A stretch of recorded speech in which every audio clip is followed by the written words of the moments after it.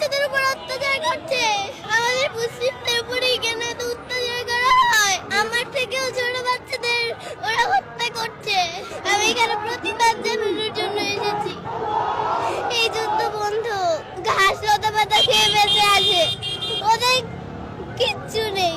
ওরা ঈদের দিনও গুলি খেয়েছে। মাননীয় সভাপতি,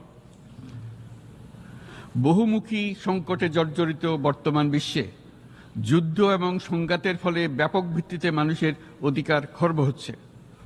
বিশ্ববাসীর উদ্বেগ এবং নিন্দা সত্ত্বেও গাজায় গণহত্যা থামছে না।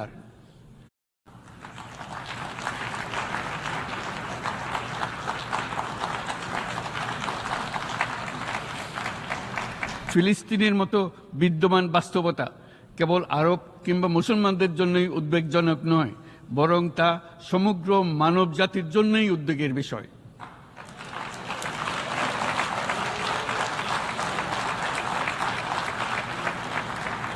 একজন মানুষ হিসেবে প্রত্যেক ফিলিস্তিনির জীবন অমূল্য।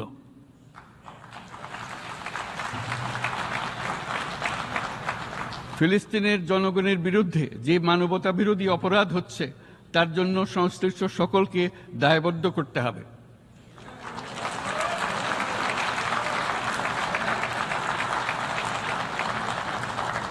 ফিলিস্তিনের জনগণের উপর চলমান নৃশংসতা, বিশেষত নারী এবং শিশুদের সাথে প্রতিনিয়ত যে নিষ্ঠুরতা বিশ্ব দেখাচ্ছে, তা থেকে নিস্তারের জন্য বাংলাদেশ অনতিবিলম্বে সম্পূর্ণ যুদ্ধবিরতির আহ্বান জানাচ্ছে।